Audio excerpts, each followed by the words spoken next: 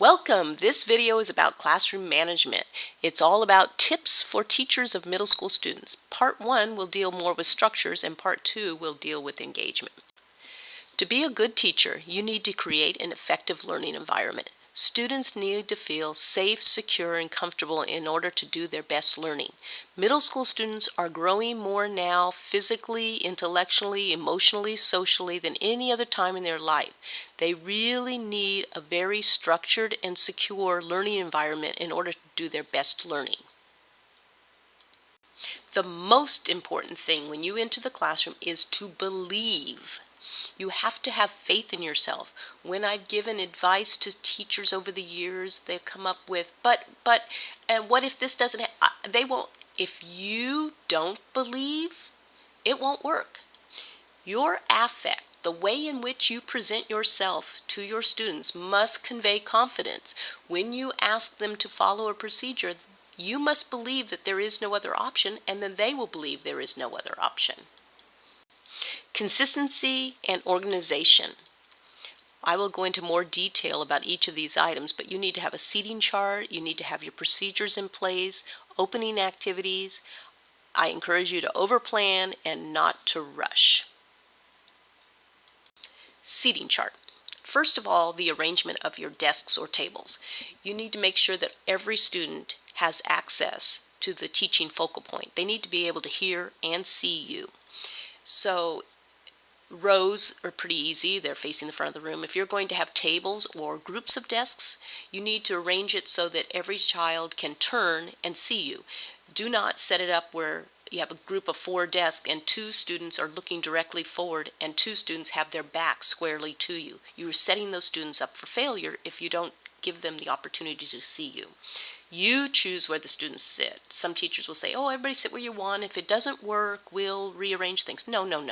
You want to choose from the very beginning because you want to set the environment from day one. Have the chart ready on the first day. Take your roster. I always put it in alphabetical order so I can memorize names. However you want to do it, but have it ready when they walk into the room. Change the seating often. Middle school kids are pretty social, so you want to change it up every so often to keep them on their toes, so to speak. Let's talk about procedures. Discipline versus procedures. Discipline all by itself just becomes a power struggle between the students and teachers. We're not about fighting with 12-year-olds. We're about creating an effective learning environment.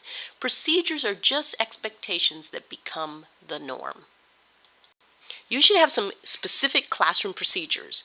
You should have only 3 to 5 explicit rules that are non-negotiable. Some classrooms might have 10 or 15 rules. That's too much. It's too confusing for the students. Some teachers say, oh, I like the students to make the rules, that they have buy-in. I don't totally agree with that.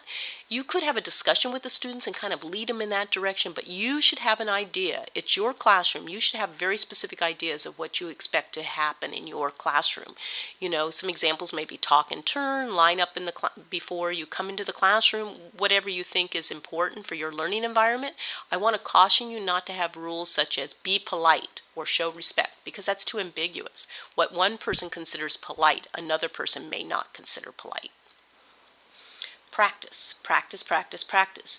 You will need to practice the procedures with the students until they become automatic. They're just going to be the norm, so you practice over and over. Consistency is extremely important. Once the procedures have been shared with your students, you need to adhere to them yourself. You cannot have them line up on Monday to go into class and then on Tuesday let them run into the room and just sit wherever they feel like sitting. You're sending them mixed messages if you're not consistent with your routines and procedures. Having a consistent routine eliminates the opportunities for student mistakes. They can't make a mistake if it's the same every day. Opening activity. Start each class period with the same opening activity every day, the same kind of procedure. That way the students will know exactly what is expected of them and it will become a normal routine. Plan, plan, and plan some more.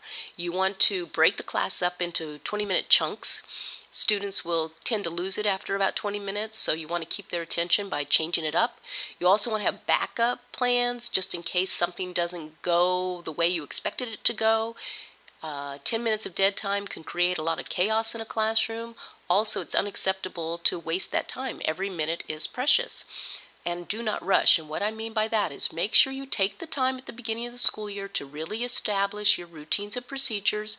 Some teachers want to jump right into the curriculum because they are frightened that they're not going to cover it all, but I would submit you're going to cover more if you really establish an effective learning environment from the very beginning. Take a few extra days and make sure the students really understand what is expected of them in your classroom.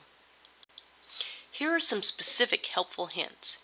Be present in the classroom. Even though these students are getting physically bigger, they still have a need for attention and reassurance. So really be interested in them whenever they walk into the classroom. Be there. Wait for quiet to talk. Do not talk over the students. This is extremely important. If the students are being chatty and noisy in the classroom and you just keep talking and droning on, what you are teaching those students is that what you have to say is not important, that you do not need to be respected. You need to make sure they are quiet before you talk. Now, some teachers say, well, my goodness, if I stand there, they'll just keep talking forever, which is kind of true with middle school students. So you need to have some kind of attention getter. I used to say, if you can hear me, clap twice. Clap, clap. And then half the class would kind of look up, and then I would do it again. If you can hear me, clap 3 times. Clap, clap, clap. Ears and eyes up here. And then when they were all quiet, I would begin my conversation.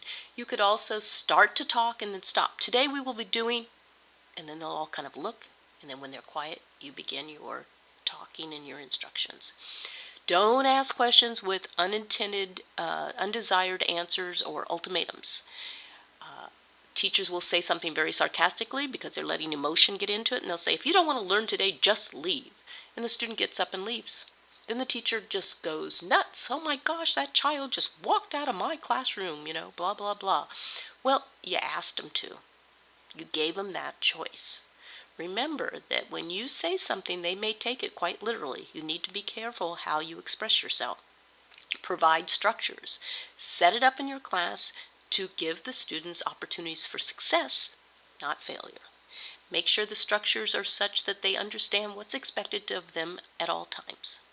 And do not negotiate. And what I mean by this is sometimes teachers will provide those structures and set up great routines and procedures, and then they'll sit there and they'll try to convince the students to like the idea. They will try to convince the students that it's a good idea, and they'll go back and forth trying to explain to the students. You don't need to explain to them. If you set up a nice, fair, firm, and consistent classroom, they'll like it. They want structure because their bodies are playing tricks on them right now, and they want to be able to know what's expected of them at all times. More hints. Provide choice, but make all choices something that you want to happen. For example, a student is not seated and you want him to sit down, so you say, you may sit here or there, and you wait for him to make his decision. You've empowered him to make a choice, but all the choices are something you want because you want him seated. Check the planner, notebook, if you have some kind of a procedure for that. You want to do that during quiet, structured seat work time so that there are no opportunities for students to kind of lose it because they're not focused while your back is turned to them. Have them focus on some kind of seat work or at desk work, and then you can walk around the room quietly and check the planner. Anticipate and remove. If you know students are going to bump into each other and maybe even cause a little conflict when they get up to get some supplies for a project, then you want to excuse one row at a time or one table at a time, or maybe create a traffic flow procedure where they go down the row, get the supplies, and come back into the top of the row. Want to remove the opportunities for problems.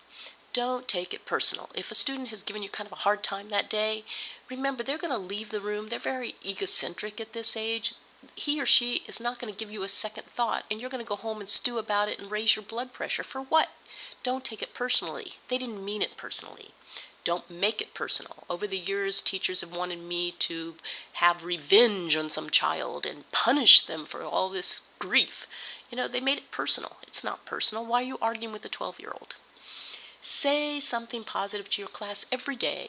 It has a really good effect because they leave the room feeling good about themselves. You can always find some little grain of something good that happened in class that day, and it also will make you feel better because you've thought about something good and positive for that day. There is power in numbers. Conspire with your adult teammates. Nothing's more powerful than for students to know that the adults in their world talk to each other. Have similar procedures. Perhaps everybody can have the same heading on their paper, then students don't have to remember from one class to another what they're supposed to do. Collaborate and coordinate. Certain strategies work with certain students. Replicate that in all their classes so the student can be successful. Also coordinate. Don't have a math test and a language arts test the same Friday. Do not have research projects in science and social studies the same week. Coordinate with a discipline buddy. Have a plan where if a student is having a bad day in your class, they can go to another classroom.